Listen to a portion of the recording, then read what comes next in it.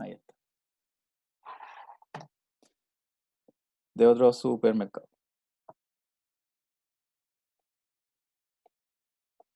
Bueno, y gracias a eso, SMU pasó de tener un súper poquita participación de mercado a ser el tercer mayor actor con participación de mercado después de Cencosud y Walmart. Entonces llegó a ser el tercer mayor supermercado. Ya, esto es lo primero que tenemos que saber para empezar esta ayudantía. Y ahora tenemos que utilizar los estados financieros de SMU para el año 2013 y 2012. Y nos preguntan en la 1, ¿cómo se explica el aumento sustancial en el efectivo de SMU? ¿Se justifica tal aumento? Ya, primero, antes de ver el efectivo de SMU, ¿dónde deberíamos ver esta pregunta? ¿Qué debemos buscar? El estado de flujo efectivo. Muy bien. Tiene un punto el muchacho. Y Natacha también, que lo dijo en el chat al mismo tiempo. Para analizar el efectivo, en la 1, tenemos que ver el estado de flujo de efectivo. Y bueno, esto, para analizar los flujos de efectivo, tenemos dos métodos. ¿Alguien se acuerda cuáles son de cuenta 1? Ahí ¿El lo mismo. horizontal? No, eso ya es El finanzas. directo y indirecto. Fijo. Eso era. El joven tiene el punto. Está el método directo y el método indirecto. Bueno, les digo esto porque cuando vayamos al flujo de efectivo igual va a variar de una empresa a otra. Hay empresas que lo hacen por el método directo y hay otras empresas que lo hacen por el método indirecto. Esto es importante porque la forma en que se presenta la información va a ser distinta. En el método directo se van a presentar los flujos netos de efectivo.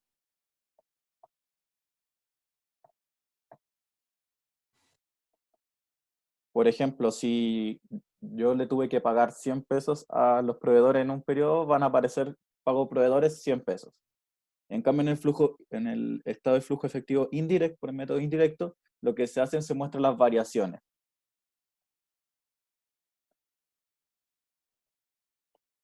Las variaciones de las cuentas. Por ejemplo, si de un periodo a otro, si yo antes pagaba 120 de flujo a mis proveedores y este año pagué 100, entonces me va a aparecer una variación positiva por 20. Y bueno, ahí se va a mostrar positivo. Eso va a variar porque cuando veamos el estado de flujo efectivo vamos a encontrar que está analizado por el método indirecto. Entonces vamos a ver cuando los pagos son positivos, significa que es algo, no es que sea siempre una entrada de dinero, sino que básicamente se pagó menos dinero ahora. Ahí vamos a verlo en el estado de situación financiera.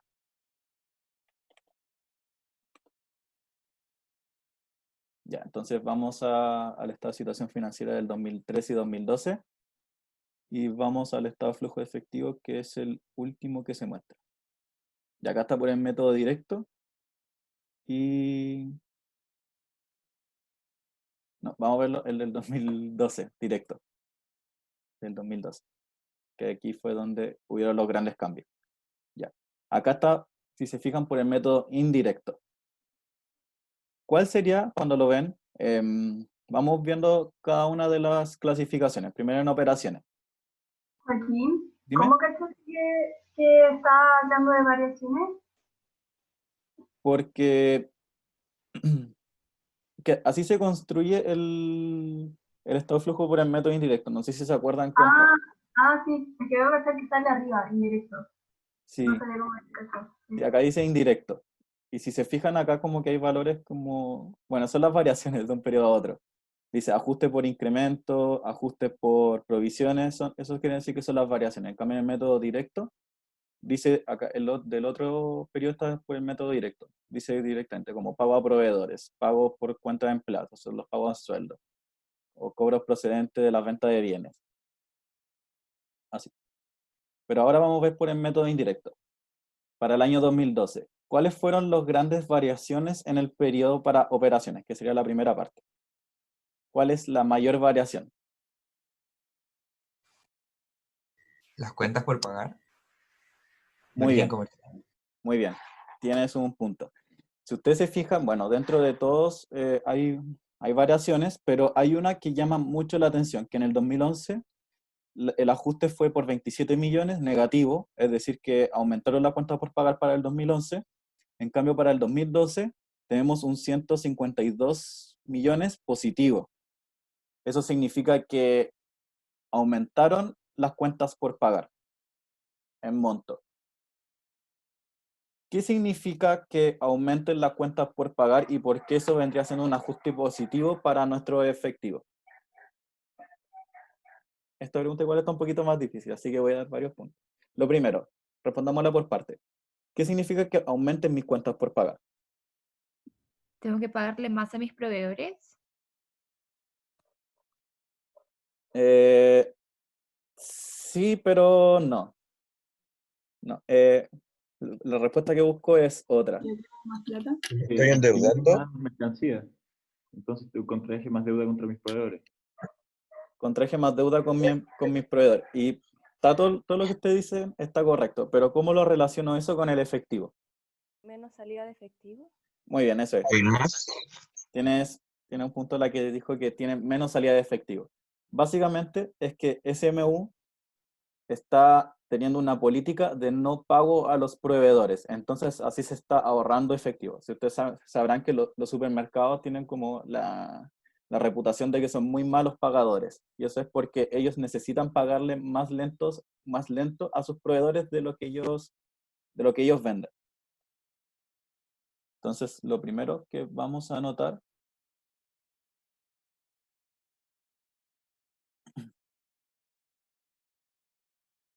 que el aumento en efectivo, por una parte, se debe a que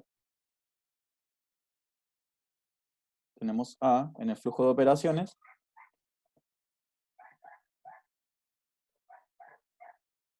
tenemos un aumento en las cuentas por pagar. Lo que, como vimos, se reflejaba por una variación positiva.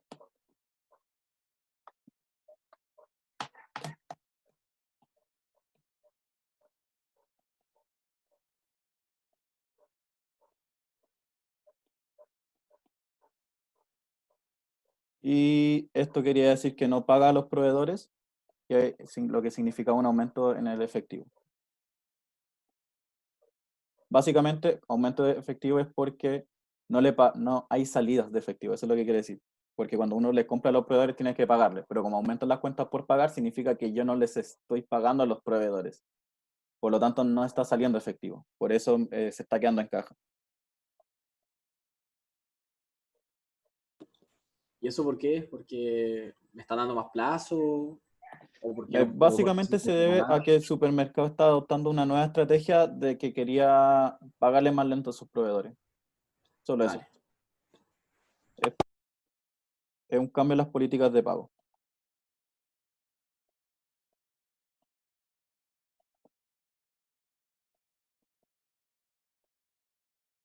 Y eso por el lado de operaciones. Ahora vamos a analizar qué es lo que está pasando en inversión.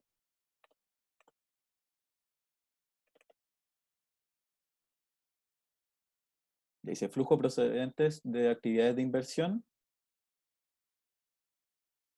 Y veamos qué es lo que cambia acá. El control de la subsidiaria, ¿no? ¿Y otros negocios? Muy bien. Tienes un punto. Si se ven acá, la variación sigue siendo negativa, pero es mucho menor de lo que estaba antes. ¿Por qué sería esto en el flujo de efectivo utilizados para obtener control de subsidiarias u otros negocios? Considerando lo que les dije al inicio, de cómo era SMU antes y cómo estaba haciendo ahora. ¿A Tuvieron que qué? comprar, como adquirir nuevas mini mercados. Muy bien, tienes un punto. Es básicamente eso, porque el 2011, que es la columna de la derecha, tiene mucha salida de efectivo en la compra de otros negocios, que esto quiere decir, para obtener control de subsidiarias u otros negocios, que básicamente compró otro supermercado. Entonces el 2011 invirtió mucho. En cambio, el 2012 estaba invirtiendo mucho menos. y es porque ya estaba terminando con su estrategia de comprar supermercados. Entonces, el 2011 podríamos decir de que ahí terminó, ya compró todos los supermercados que tenía que comprar, y el 2012 ya dejó de invertir en eso. Por eso tiene un aumento en efectivo para este periodo. ¿Alguien tiene alguna duda? ¿Se entendió bien eso? Vamos a explicarlo en la Sí, pizarra. todo bien. En el flujo de inversión, vemos que hay una disminución en el...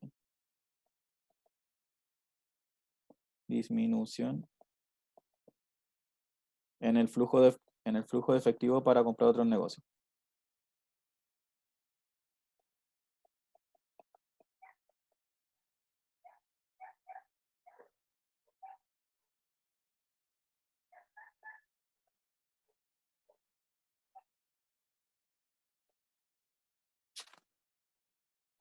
Y esto es básicamente porque ya había terminado su estrategia de adquirir otro negocio. El 2011 terminó de comprar otros negocios. Terminó.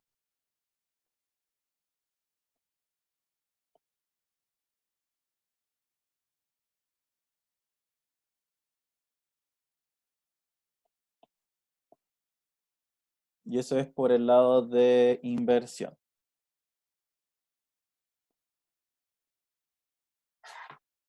Ahora vamos a la parte de financiamiento.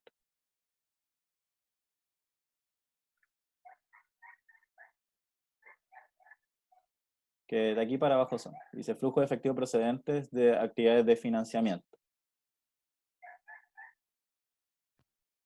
¿Dónde están las grandes? Aparecen acá. Los préstamos de largo plazo. Sí, importes de préstamos de largo plazo. Ahí hay una disminución. ¿Y a qué se refiere con importes procedentes de préstamos de largo plazo? ¿Qué vendría siendo? Los préstamos del banco para comprar en los supermercados. Muy bien, Los créditos. muy bien. Serían los préstamos que pide el supermercado. ¿Y qué otra cosa cambia acá? Por el mismo porcentaje prácticamente. ¿Los pagos de préstamo? Muy bien, los pagos de préstamo. Esas son las dos cosas que cambian en financiamiento. ¿Y qué relación podrían encontrar ustedes entre las dos cuentas? Miren, para ayudarlos con esto, consideren que los pagos de préstamo, o sea, las entradas de préstamo fueron por estos dos montos los 2 años. Y para los pagos de préstamo fueron por estos dos montos estos otros 2 años. Si se dan cuenta, entra más plata por préstamo que la que nosotros pagamos. ¿Qué nos podría decir esto? ¿Cómo se está financiando SMU? Si ven que cambian en el mismo porcentaje y que siempre es un poquito mayor en la entrada de préstamo. ¿Qué puede decir eso? ¿Apalancamiento financiero? Apalancamiento, muy bien, pero algo más práctico, más específico. ¿Por qué esa palanca? ¿Qué está haciendo? O sea, porque en el fondo como... Financiando con deuda Con de largo plata plazo. de los accionistas. No. No, pues es plata del banco, no es plata de ellos, en el fondo. Como me Ujú. estoy financiando en base a deuda. Sí, se está financiando con deuda. ¿Y cómo está pagando esa deuda?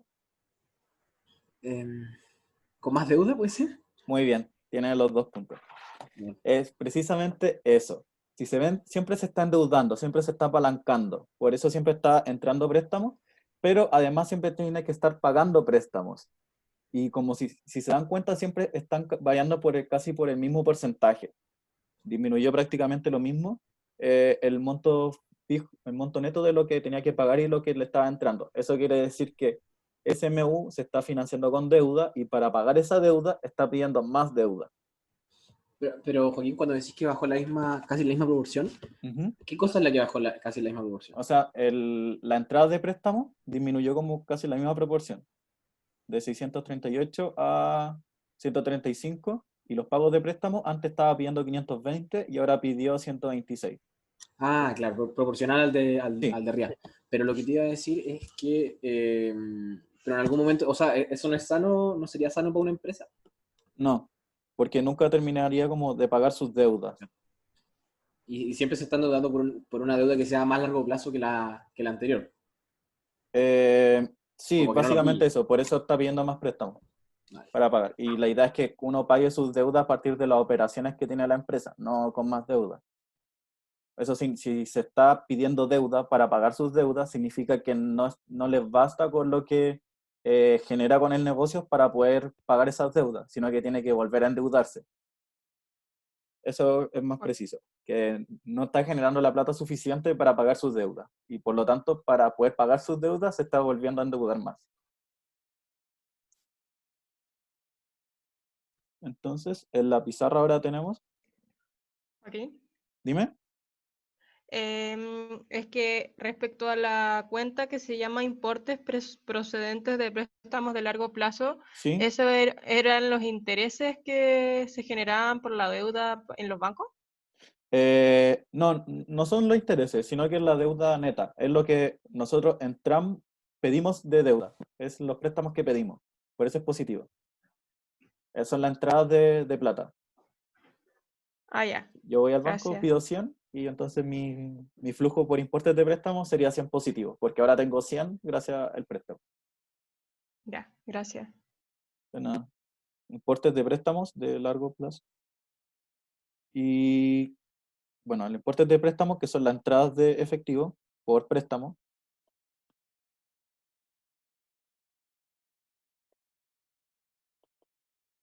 es mayor que los pagos de préstamo.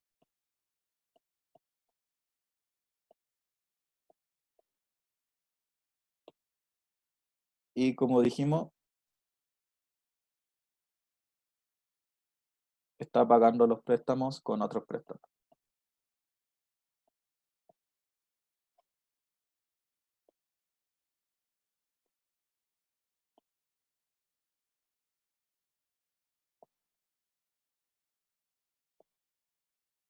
Lo que bien había dicho su compañero, esto significaba que tiene un apalancamiento financiero.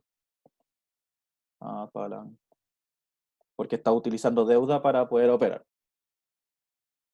Y siempre está aumentando. Financiero. Eso respecto al flujo de financiamiento. Y ahora que tenemos los tres flujos, podemos explicar el aumento de efectivo. Entonces, en conclusión, de forma más global,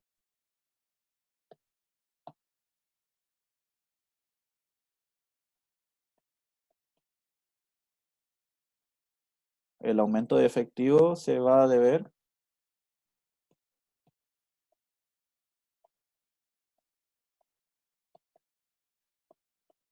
porque en operaciones nos demoramos más en pagarle a los proveedores, por lo tanto se demora más en salir el efectivo. No está saliendo efectivo por operaciones.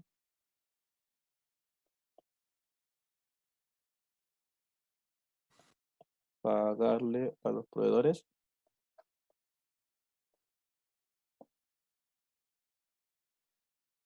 En inversiones dejamos de invertir en otro supermercado.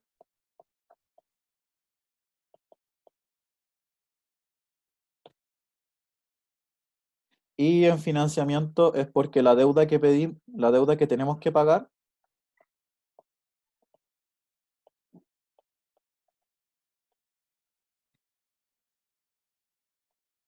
se paga con más deuda.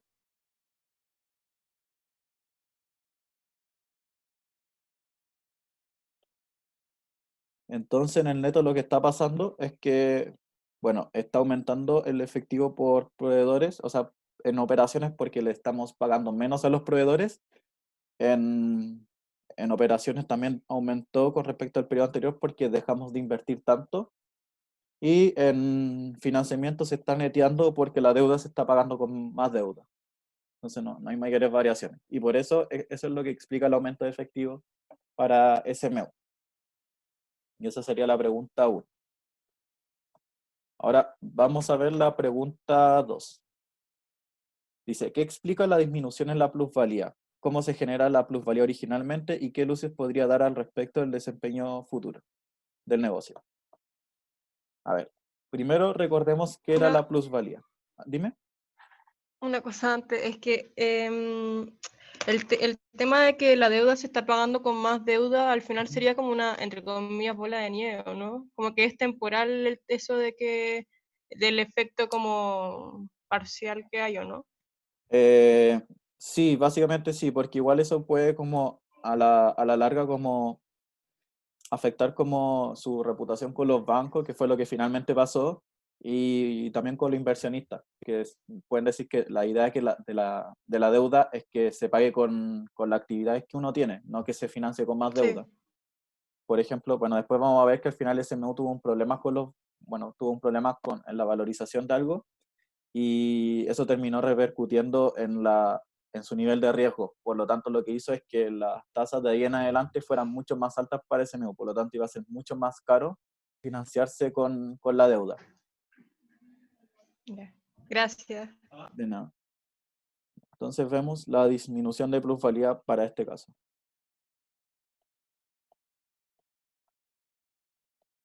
Recordemos, a ver, ¿qué era la plusvalía? ¿Se acuerdan? Dijimos que era lo mismo que el goodwill. Cuando pagaba más de lo que salía en el patrimonio. Muy bien. Tienes un punto. Cuando uno compra una empresa, lo que hace es comprar el patrimonio de la empresa. Por lo tanto, si yo tengo la empresa, quiero comprar la empresa A, que tiene 10 en activos, 4 en pasivo y tiene 6 en patrimonio, bueno, esto es lo que yo compro, pero yo valorizo la empresa y al final decido pagar 10, entonces se me va a generar una plusvalía porque estoy pagando más de lo que vale el patrimonio. Entonces acá el patrimonio vale 6 y la plusvalía que se genera va a ser de 4. Va a ser la diferencia entre el patrimonio y lo que yo pago.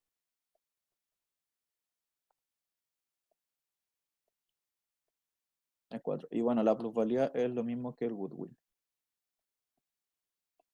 Y seguramente si muchos sabían que era el goodwill, también habrán escuchado de lo que era el badwill, que es lo contrario. Es cuando pago menos de lo que vale el patrimonio. Y ese vendría siendo un pasivo, creo. No. No voy a confirmar eso, no estoy muy seguro. Pero quedémonos con plusvalía. ¿Por qué se le ocurre a usted que podría disminuir la plusvalía? Esta es una pregunta difícil. Por el tema del riesgo que dijiste recién, ¿o no? Lo de la deuda, que se financia con más deuda y que al final que también le pago más lento a mis proveedores, se genera desconfianza y todo eso. Algo menos preciso que eso. Menos preciso, algo más general. A ver, ¿cómo se define lo que yo pago para comprar una empresa? Supermercados que compró no eran tan conocidos, entonces Sí, es eso en el fondo. Te voy a dar el Como punto. porque pagó más caro por la subsidiaria y todo eso que habíamos visto cómo había cambiado antes, la variación. Sí, eso ya está más cercano. Tiene un punto también. Es porque cuando volvemos a valorizar la empresa, cuando volvemos a calcular el valor del negocio, en el fondo ya no lo estamos calculando por 10, sino que ahora nos fue mal, valía menos de lo que nosotros esperábamos y en lugar de valer 10, cuando lo compramos ahora, no sé, por ejemplo, vale 8. Y como vale 8, entonces ahora la plusvalía ya no sería de 4, sería de 2. Y por eso iría disminuyendo la plusvalía, básicamente porque tengo que ir valorizando como lo que compré periodo a periodo, y cuando el valor va disminuyendo, tengo que ir deteriorando la plusvalía.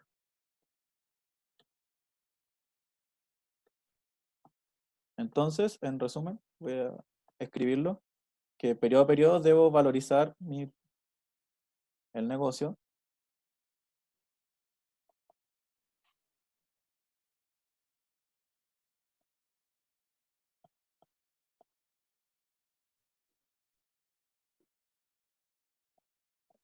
y si el valor es menor al que pagué, debo deteriorar la plusvalía para que disminuya.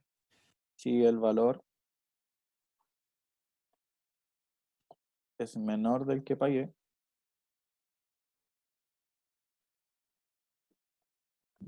disminuye la plusvalía.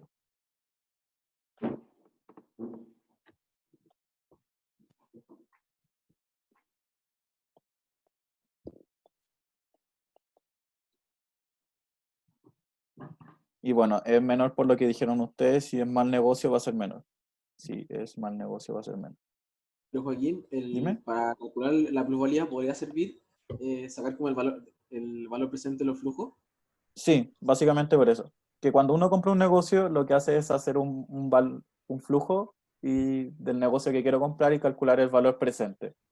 Y eso es lo que yo voy a pagar por el negocio. Por eso, cuando uno define lo que va a pagar y el valor de la plusvalía, es utilizar el VPN menos el patrimonio del negocio. Que Ah, vale.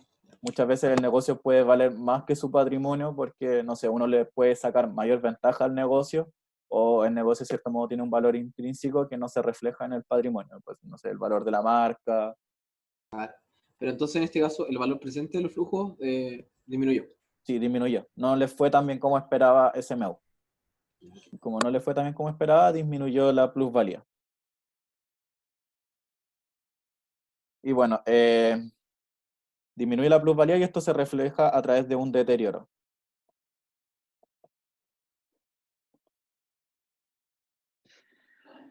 Plusvalía que, al igual cuando en contra uno deterioramos, depreciamos una propia planta de equipo, la plusvalía se va deteriorando, lo que se refleja como una pérdida en el estado de resultado. Una pérdida en el estado de resultado. Esto tenemos que saber, porque lo vamos a utilizar más adelante. Ya, entonces, más aplicado a SMU es lo que dijeron ustedes, que SMU compró negocios, supermercados, y no le fue muy bien. Entonces, esta estrategia fue un poco exitosa. Y por eso, cuando volvieron a valorizar el negocio, iba disminuyendo su valor y por eso tenía que ir disminuyendo la plusvalía.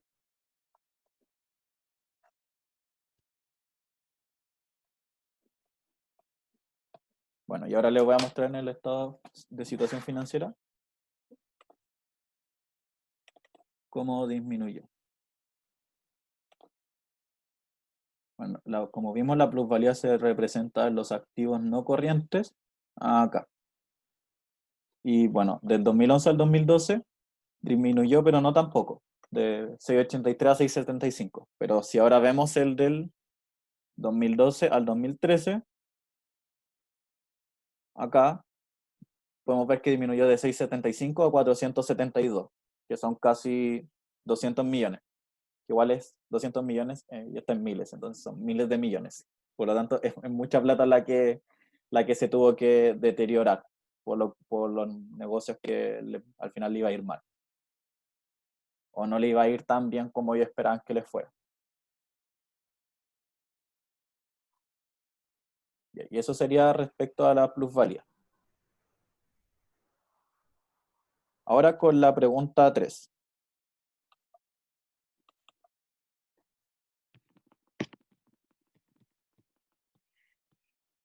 Nos dicen, ¿qué relación hay entre los activos de corto plazo corrientes? Bueno, los corto plazo son los corrientes y los de largo plazo. ¿Tiene sentido lo que sucede en SMU? ¿Qué dos situaciones se podrían estar dando con las existencias? Entonces ahora tenemos que definir cuál es la relación entre los activos de corto plazo y los activos de largo plazo.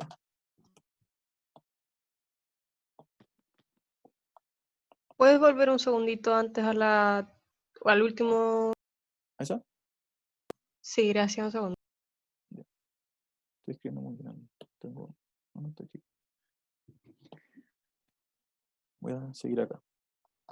Entonces tengo que poner la relación entre los activos de corto plazo,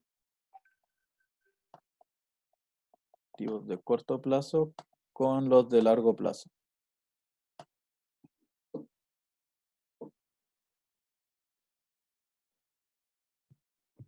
Bueno, primero les voy a explicar algo que pasa en general con los supermercados.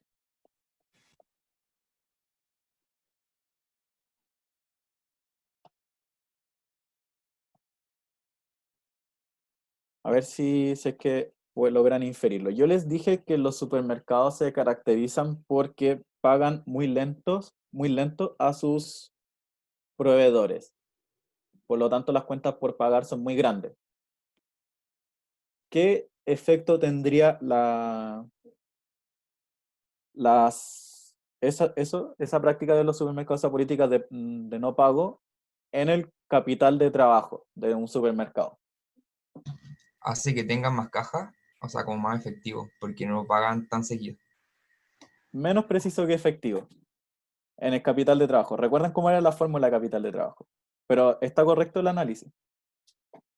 Era activos corrientes menos pasivos corrientes. Negativo. Eso es.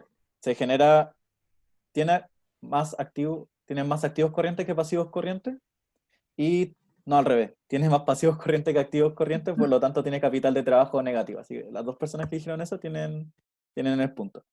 Tiene capital de trabajo negativo. Y esto es porque, como dijeron ustedes, tienen más, es mayor el pasivo corriente que el activo corriente. Bueno, la fórmula de capital de trabajo era activos corrientes menos pasivos corrientes.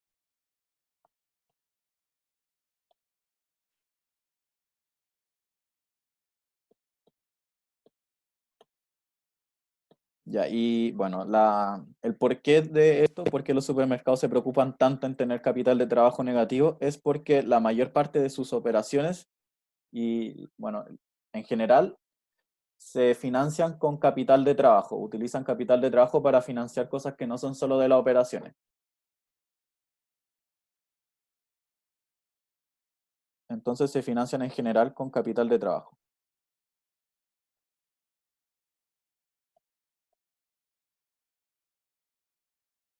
Con capital de trabajo. ¿Por qué les interesaría financiarse con capital de trabajo? ¿Qué característica tiene los pasivos corrientes? ¿Que tienen otro nombre? ¿Tienen? Deuda. Es como endeudarse sin tasa de interés, ¿no? Porque si no tengo la plata tendría que estarme endeudando con un préstamo. Muy bien, eso es, tiene 2 puntos. Los pasivos corrientes también son conocidos como pasivos espontáneos.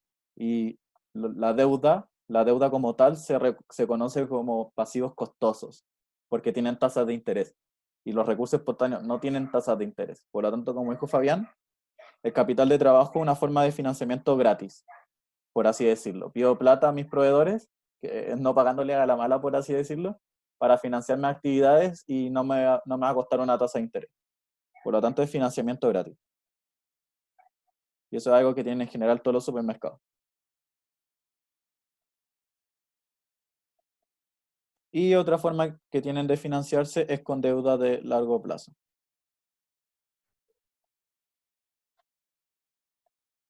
Bueno, en general, y también, bueno, igual habrán escuchado muchos ejemplos de que por qué muchas personas no les gusta vender los supermercados, pero al final igual venden porque compran mucho, pero es porque los supermercados son muy malos pagadores, pasan mucho tiempo antes que les paguen a sus proveedores.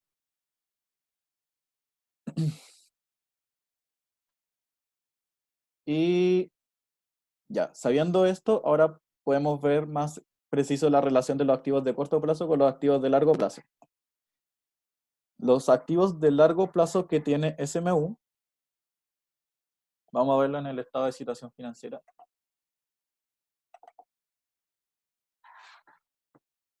¿Cuáles son en el fondo? Su En los activos no PPE corrientes. ¿Cuáles y son los? probablemente la plusvalía. Muy bien. ¿Ya Pero equipo? sería las propiedades planta y equipo. En el fondo, la plusvalía, como vimos en la ayudantía de la TAM, es un activo, pero no se puede utilizar para producir porque es un intangible. En cambio, las propiedades planta y equipo vendría siendo los únicos activos de largo plazo que utiliza para producir. Por lo tanto, el SMU solamente tiene propiedad planta y equipo en sus activos de largo plazo.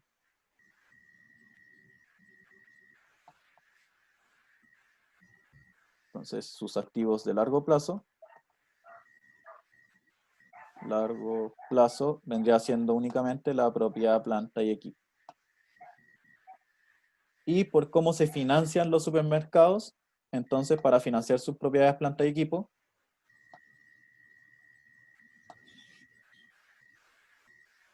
necesita recursos espontáneos, que vendría siendo el capital de trabajo negativo, la cuenta por pagar.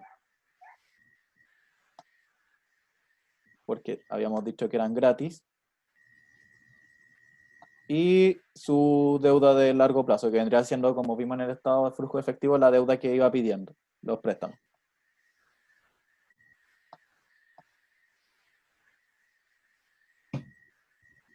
Entonces, la relación entre los activos de largo plazo y los activos de corto plazo, ¿dónde se daría?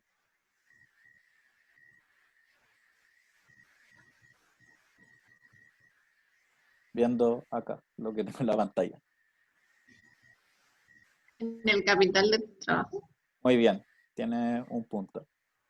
Es porque siempre tienen que tener capital de trabajo negativo. Y para tener capital de trabajo negativo, siempre tienen que tener sus activos corrientes menores que sus pasivos corrientes.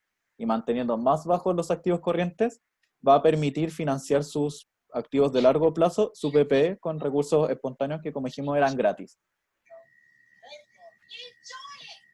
Y bueno, igual vamos a ver ahora en la siguiente pregunta por qué SMU tenía problemas para pedir deuda. Por lo tanto, como tenía problemas para pedir deuda, no era una buena opción para financiarse y solamente les quedaban los recursos espontáneos, lo cual no es viable en el largo plazo, porque como habíamos conversado en las ayudantes anteriores, no es viable financiar activos de largo plazo con cosas de corto plazo, porque los activos de largo plazo me van a dar beneficio en el futuro. En cambio, los pasivos de corto plazo, pese a que son gratis, en el caso de los recursos espontáneos, no es viable porque los proveedores a la larga se pueden aburrir. ¿Es de almuerzo? Yo todavía no almuerzo, así que pueden apagar el micrófono. Bueno, me comen. Ricardo. Ah, Ya. Y esa sería la relación entre los activos de corto plazo y los activos de largo plazo. Joaquín, ¿podrías repetir lo que acabas de decir? Que Ya. no es viable financiar ¿cómo se llama? Los activos de largo plazo con los de corto plazo. Sí. Básicamente que manteniendo más bajo que los pasivos corrientes, más bajo que los pasivos corrientes, los activos corrientes, manteniendo en un nivel bajo, e iba a poder financiar así, iba a poder obtener capital de trabajo negativo. Y con el capital de trabajo negativo, que como dijimos, obtenían más recursos espontáneos, los cuales eran gratis para la empresa. En el fondo, obtengo más pasivos corrientes, puedo financiar mis activos de largo plazo. Porque la opción de la deuda no era viable para SMU porque tenía problemas con los bancos. Que vamos a ver ahora por qué empezó a tener problemas con los bancos. Por lo tanto, solamente le quedaba esto para financiar lo que no es viable en el largo plazo.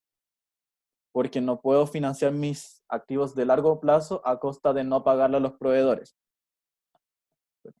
No es viable en el largo plazo. Y esa sería la pregunta 3. Ahora, la pregunta 4 dice, considerando que una buena parte de las propiedades planta de equipo de SMU fueron adquiridas mediante leasing, pero estas han sido contabilizadas como arrendamiento operativo. ¿Qué efectos tendrían en los estados financieros estos cambios contables y cómo cambiaría la posición financiera de SMU? Ya, aquí es donde empezó a tener problemas con los bancos. Y, a ver, tenemos que la pregunta 4 nos habla sobre la contabilización de las PPE y nos habla de dos conceptos que nosotros vimos en Conta 2, que probablemente no se acuerdan. Así que voy a dar estos puntos a los que se acuerdan, que tenemos arrendamiento operativo y tenemos el leasing financiero.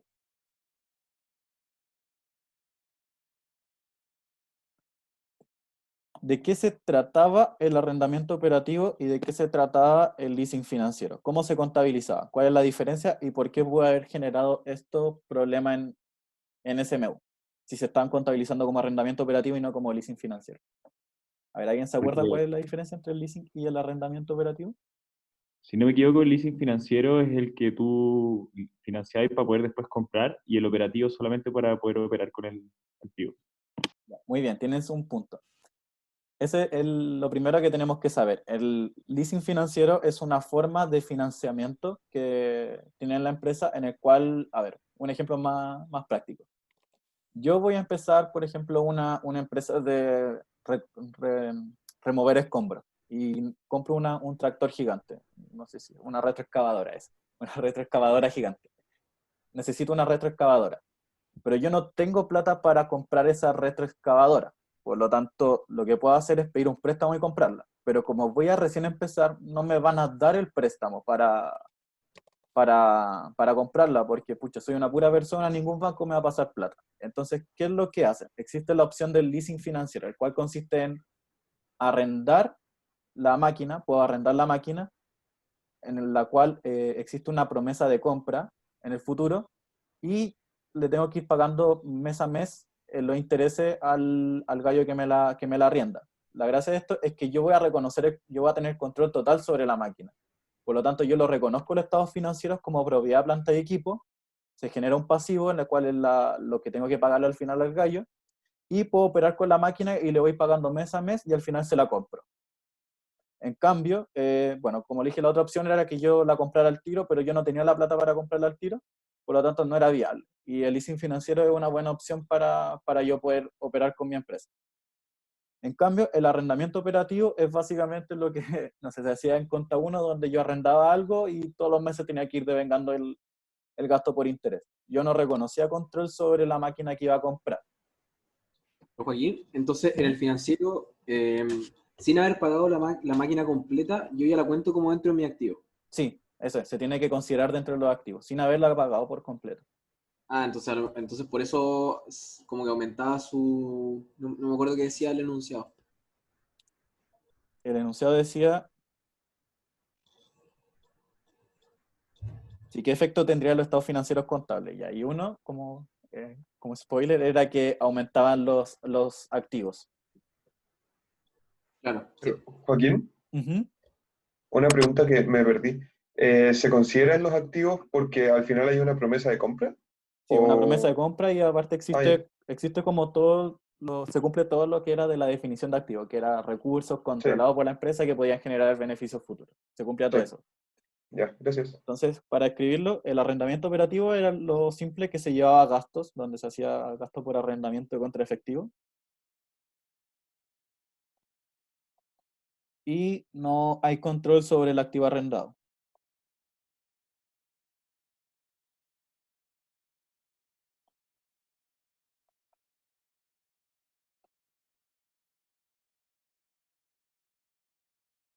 En cambio, en el leasing financiero se reconoce control, por lo tanto hay que reconocerlo en las PPE.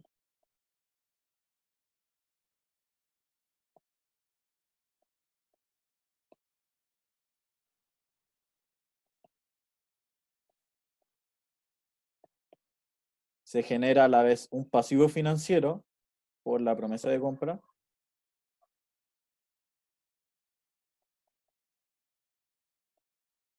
Eso es para cumplir con la partida doble. Aumentan las PPE y aumentan los pasivos, que sería el pasivo por leasing. Y es financiero porque tienen un interés. Eso explica de cómo el otro gallo que que me arrendó la máquina va obteniendo ganancias mediante los intereses. Por eso es financiero. Todos los pasivos financieros, toda la deuda, se refiere a la deuda que genera interés financiero. Bueno, y otro adicional es que tiene intereses a ese pasivo, genera intereses. Entonces, pasivos se llevan a gasto.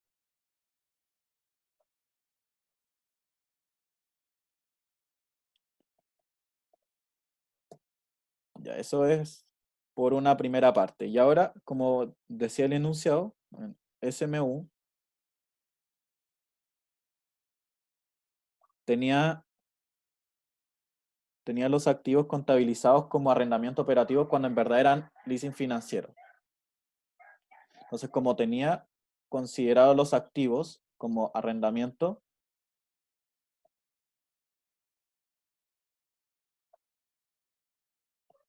¿qué era lo que no estaba reconociendo?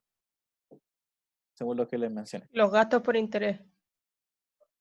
Sí, no tenía considerados los gastos por interés ni... De los pasivos ¿La financieros. depre? Eso. ¿Depreciación? No tenía considerados los pasivos bueno, tampoco tenía la depreciación ni las propiedades planta y equipo. Paco, Dime. entonces, en verdad era financiamiento, pero lo tenía como operativo. Sí, Y eso básicamente iba pagando los voy a tener intereses menos siempre. activo. ¿No? ¿Cómo? Voy a tener menos activo en el estado de situación financiera. Según lo que tenía antes, sí. Entonces, ¿podía pagar menos impuestos? Em, Como, es que yo no le veo tanta lógica porque si lo hubiera hecho siempre con leasing financiero, hubiera visto como una empresa con mayores cantidades de activos, sí, entonces hubiera tenido mayor utilidad, no sé. que básicamente era por un error contable lo que tenía. O sea, hay una noticia acá que decía que era un error, no era como que quisieran hacer una estafa. Era un error que, en el fondo, acá dice que a no separar el análisis de su contrato de arrendamiento, el valor actual del terreno en la construcción implicó reconocer un activo significativamente superior al que se habría determinado haciendo dicha separación. Ya, es algo un poquito complicado, pero la verdad lo importante que tenemos que quedarnos acá es que la diferencia entre reconocer algo como un arrendamiento operativo y que un leasing financiero es en el control de la propiedad, que eso va a hacer que aumenten tus activos. Fue un error contable que tenían.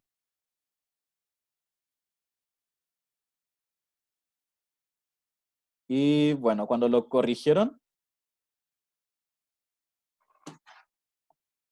¿qué pudo haber pasado entonces, según lo que vimos ahora? Aumentaron los activos. Muy bien, al corregirlo, aumentaron los activos. ¿Y qué más aumentaron? El capital del trabajo. ¿Los pasivos? No. Sí, aumentaron los pasivos. También disminuyeron los gastos.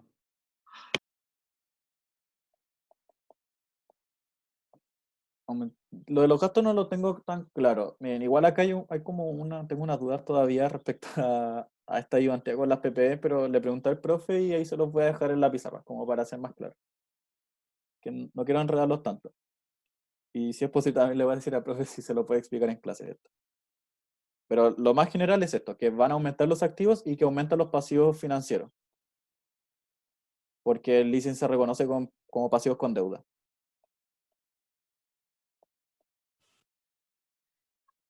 ¿Y por qué esto podría afectar su relación con los bancos? Porque al aumentar los pasivos y al aumentar los pasivos financieros va a empeorar su relación con los bancos. Por la utilidad neta, podría ser que descendiera por los gastos por interés. Menos que eso. O sea, no, igual es como más difícil que eso, la verdad. Pero no, Ya. no está en el resultado.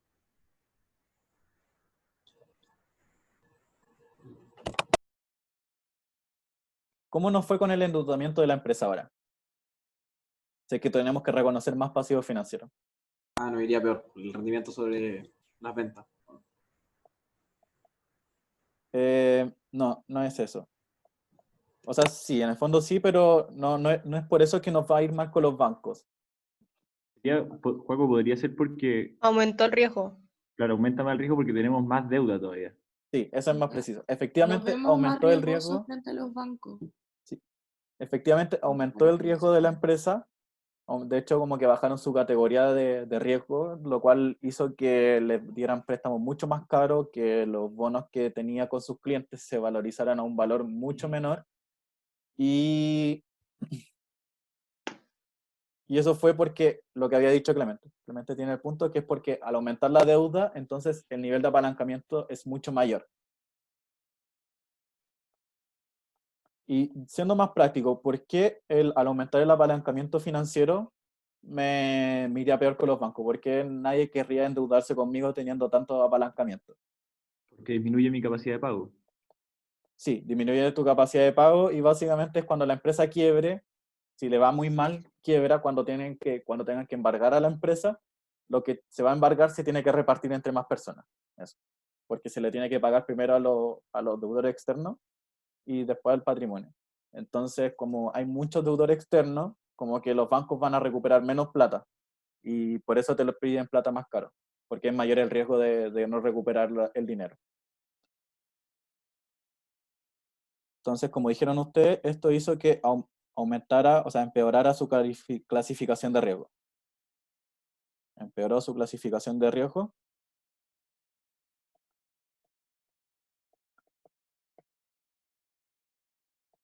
y como empeoró su clasificación de riesgo, ya era más difícil conseguir financiamiento externo.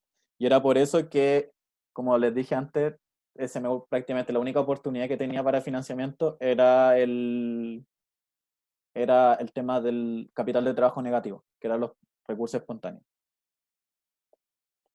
Es más difícil conseguir financiamiento extra.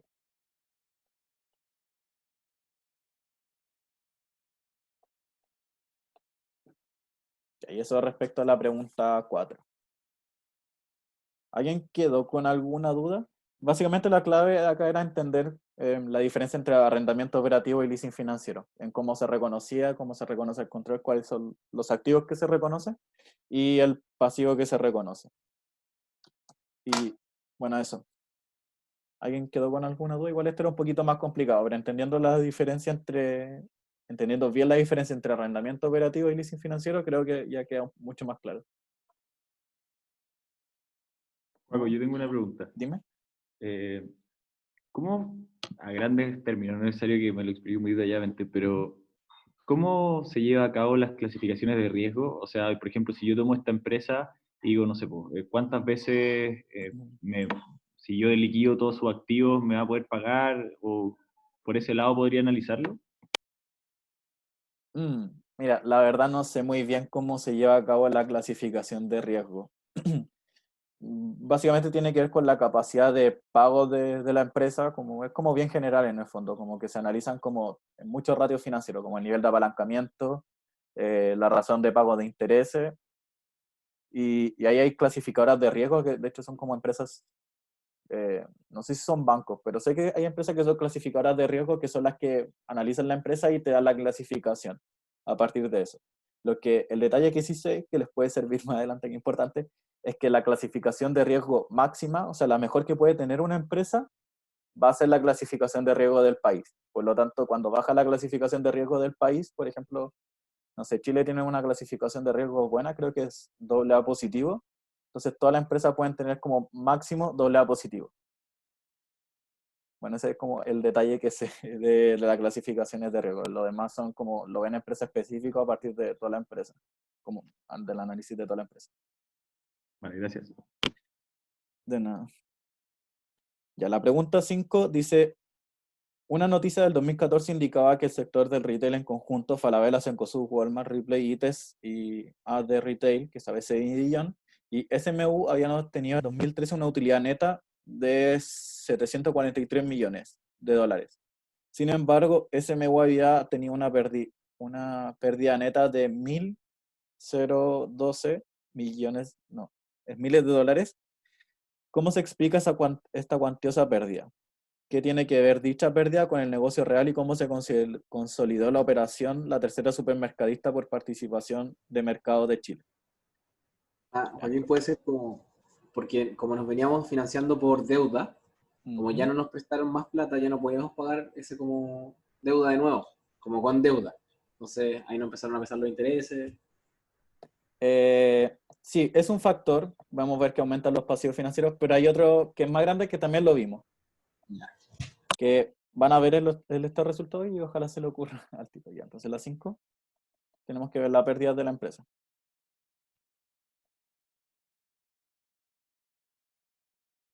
De la empresa SMU.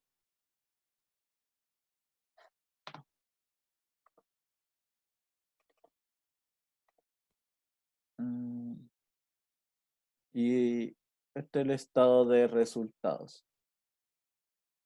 Ya, si comparamos el 2012 con el 2013, podemos ver que hay un valor que cambia mucho.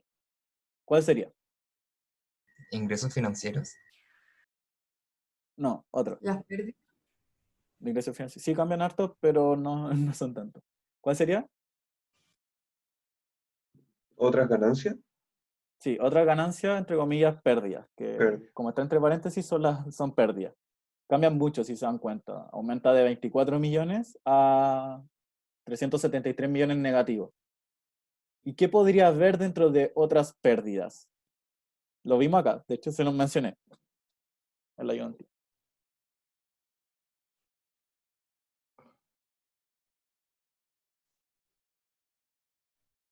¿qué era lo que se iba transformando en pérdida cuando era un mal negocio? ¿La plusvalía? ¿Plusvalía? Muy bien. Creo que Fabián lo dijo primero. Es la plusvalía. Porque a medida que se iba valorizando cada vez menos el negocio, se tenía que ir disminuyendo la plusvalía. ¿Y cómo se disminuía? Llevando el monto que se disminuía a pérdidas. Pérdidas por deterioro de plusvalía. Y eso explicaría el por qué bajó tanto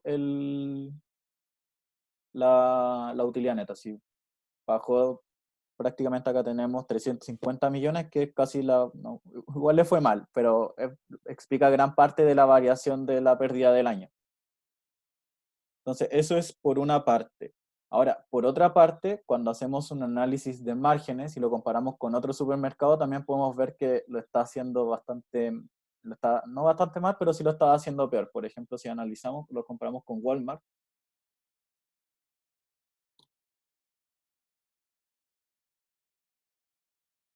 A ver, ¿qué margen compararían ustedes para ver cómo lo hace Walmart en comparación con SMU? Al ser un supermercado, ¿cuál sería el primer margen que analizarían?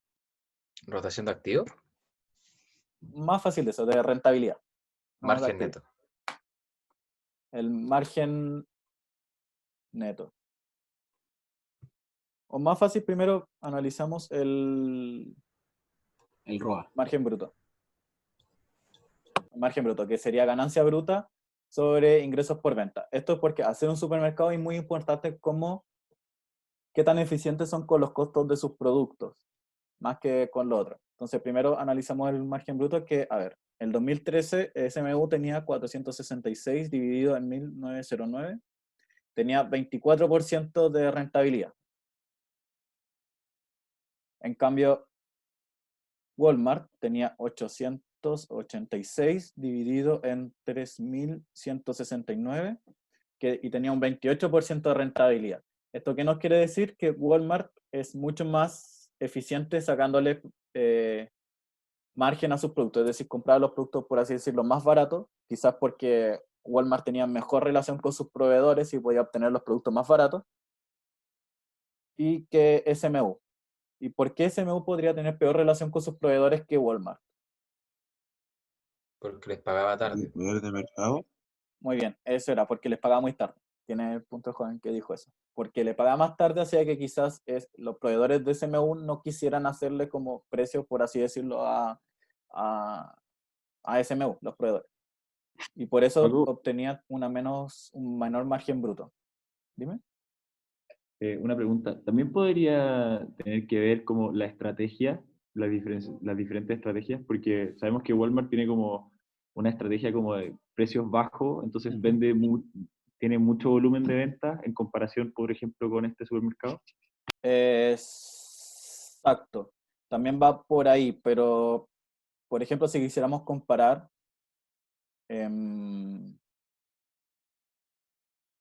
que igual, de cierto modo, SMU y Walmart no se diferencian tanto por ese lado, o sea, es más por el volumen que venden. Pero igual deberían tener como un margen más o menos similar. Pero entiendo tu punto. Así que por un lado igual explicaría como la diferencia de márgenes. Pero tampoco es como que SMU se caracterice por tener un margen menor, en el sentido de que venden mucho más caro. De hecho, venden como casi al mismo precio, parecido. Si igual los Unimark no se caracterizan por tener un excelente servicio. Y bueno, ahora viendo otra característica de los supermercados, ¿dónde más podría verse una diferencia entre los dos? Sería el gasto de administración y ventas. Entonces, si vemos el margen de administración y ventas, es 523 sobre ingresos, que sería 1909. Tiene un 27% de los ingresos se van a gasto de administración y venta en SMU. En cambio, en Walmart, podemos ver que 613 tiene gasto de administración y venta sobre el total de ingresos, tiene un 19%. Por lo tanto, Walmart, igual aquí se puede ver mejor la estrategia de Walmart, que tiene gastos de administración y ventas mucho menores, es mucho más eficiente su gasto de administración y ventas que SMU. Entonces, prácticamente SMU lo está haciendo peor en todo.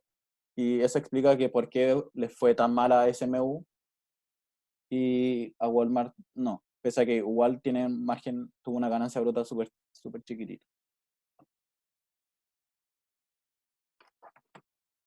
Ya, entonces, en resumen, a pesar de que les fue mal en el negocio en comparación a sus competidores, lo que explica la pérdida en SMU, como dijimos, sería el deterioro de plusvalía.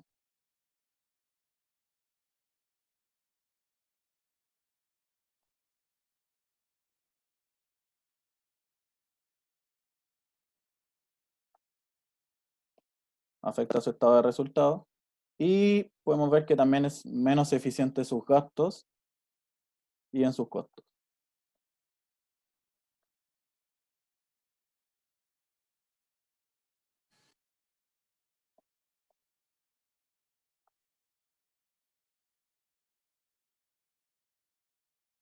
Y como dijimos, parte de su nula eficiencia de los costos era porque no le estaba pagando bien a sus proveedores, en parte de su política de no pago.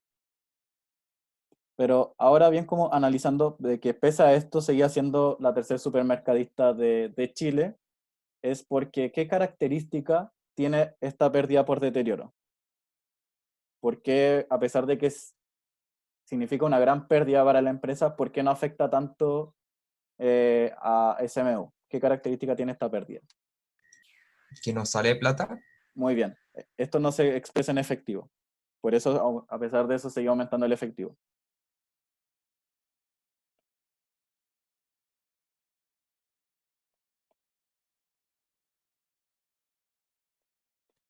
Ya. Y eso es lo importante que teníamos que saber, que la gran pérdida, de que pese a que lo estaba haciendo mal, la gran pérdida de SMU se expresaba en la pérdida por deterioro de plusvalía, y esa pérdida tampoco significaba tanto para la empresa como en sus operaciones, y seguía siendo la tercera supermercadista más grande porque en el fondo no se expresa como efectivo. Por lo tanto, igual podía estar vendiendo harto y esa pérdida no iba a afectar tanto a la empresa como a sus ventas. Y eso sería con respecto a la pregunta 5.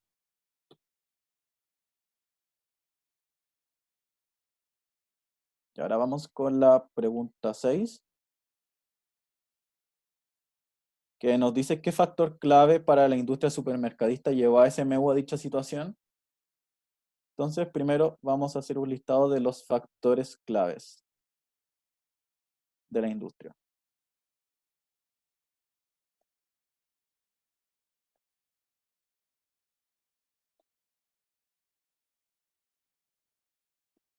A ver, esto ya es como cultura de supermercados. ¿Cuál es el factor más clave que nos determina básicamente que a un supermercado le vaya bien? Que también vendría siendo una barrera de entrada muy grande a la hora de un supermercado. Los tratos con los proveedores. Sí, es un factor clave, Los precios. La pero ubicación. no es uno determinante. ¿Puede ser lo que vimos antes de capital de trabajo negativo? Sí, ese también es un factor determinante, pero no es lo que quiero decir ahora. Básicamente, ¿qué es como que hace que un supermercado pueda operar? La cantidad de sucursales. La inversión inicial. Va por ahí. Que es muy grande. También va ¿El por la volumen de inversión venta que inicial. tienen?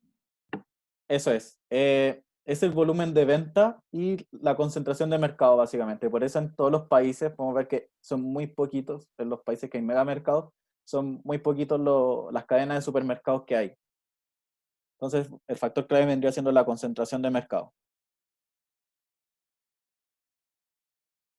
¿Y por qué es muy importante la concentración de mercado y el volumen de venta para un supermercado? ¿Cómo son los márgenes que gana un supermercado por producto? Bajos. Son muy bajos, ganan muy poco margen. O sea, Jumbo, que vendría siendo uno de los que gana más por margen, no gana tanto. Y para qué decir de Líder. Por eso Líder se preocupa tanto en vender mucho, mucho, mucho. Y Jumbo igual, a pesar de que tiene una estrategia mucho más enfocada a la calidad, por así decirlo, igual tiene muchos supermercados y se preocupa de vender mucho. Y es porque factor clave de la industria es que tienen que vender mucho, porque no ganan mucho por margen.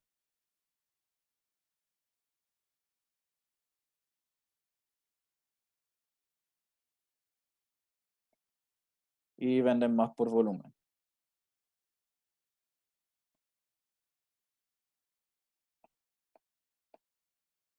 Y es por eso que la estrategia de SMU fue crecer, crecer, crecer, porque querían vender mucho más de lo que estaban vendiendo antes. Y por eso compró muchos supermercados para precisamente mejorar en la concentración de mercado para vender más por volumen. Si no, nunca iban a crecer como empresa. Si con pocos supermercados nunca le iba a ir bien. Y otro factor clave de la industria, lo que dijeron ustedes, era el tema de los proveedores, que eso se explica como por una fuerza de deporte, que es el poder de negociación de los proveedores.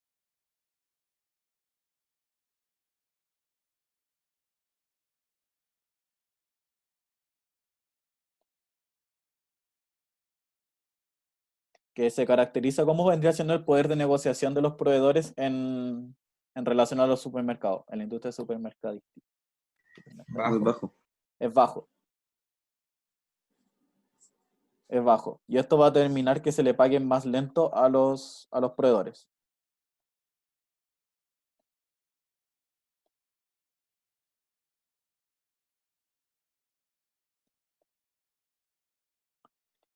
Y como se le va a pagar más lento a los proveedores, también eso va a llevarnos a algo que también mencionaron, que es el capital de trabajo negativo.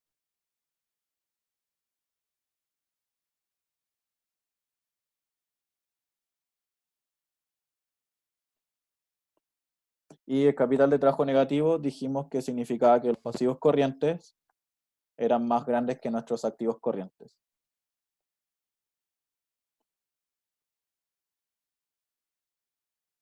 Y bueno, y otro factor importante que no es tan determinante en este caso, pero sí importante conocerlo, es el nivel de rotación de los activos de los supermercados.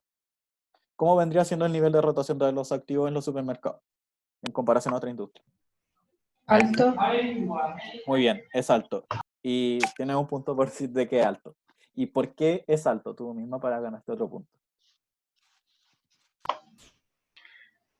¿Yo? La que dijo que era alto. Oh. Ah, que porque venden mucho producto, el nivel del volumen es muy alto para como suplantar la oferta, o la demanda, perdón. Bien, sí, va por ahí, pero ¿qué otro factor hay que venden los supermercados? Que los bienes son más fáciles de Activos, mucho producto. Venden comida, eso es, venden comida. Y si no la venden, se echa a perder.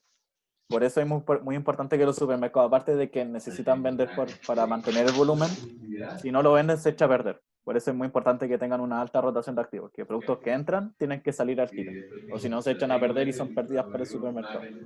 Entonces, debe vender rápido. Y aparte, Joaco, que el espacio en el supermercado está demasiado optimizado y rentabilizado. Entonces también a los supermercados les interesan tener productos que tengan una alta tasa de rotación. Exacto. Es por eso mismo, para lograr este mismo nivel de rotación de activos, son muy importantes ese tipo de medidas. De hecho, la medida más importante de rentabilidad en los supermercados es venta por metro cuadrado. Y es precisamente porque los espacios de los supermercados se tienen que aprovechar al máximo para lograr alcanzar el mayor nivel de venta por cada espacio de los productos. Si es que no se venden tanto, el producto no sirve y hay que sacarlo. Porque precisamente no se está generando las ventas por volumen y también se están echando a perder en la estantería. Y eso significan pérdidas para los supermercados.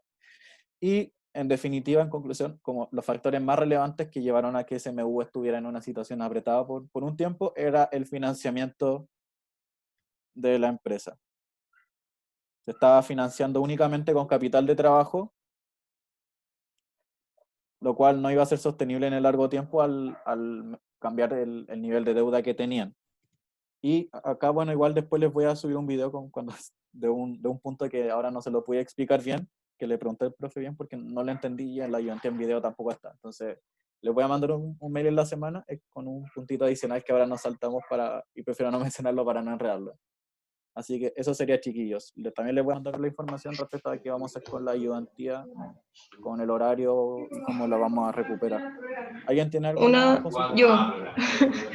Es que, o sea, también en esta industria de los supermercados existe como una muy alta competencia, o sea, también barreras de entrada. Entonces, no se habría quizás dificultado para SMU este tema, porque al final ya existían desde antes, pero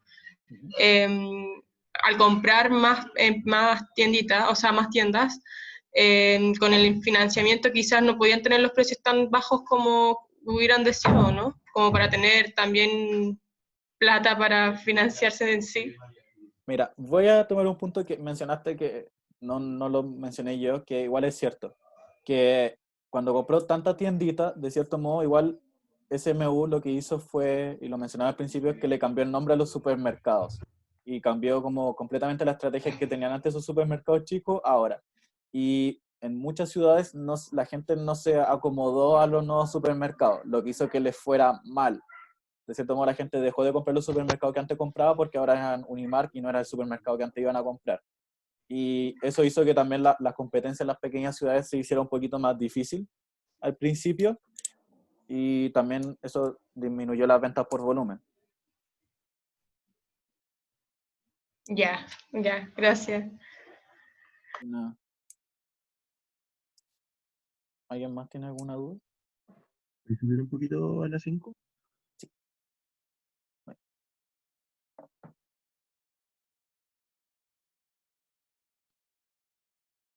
Vale. De nada. Ya, chiquillos, entonces lo dejamos hasta acá y les voy a mandar 1 o 2 mails durante la semana para que estén atentos. Que estén muy bien. Chao. Chao, Juaco. Chao, Juaco. Gracias. Gracias a ustedes.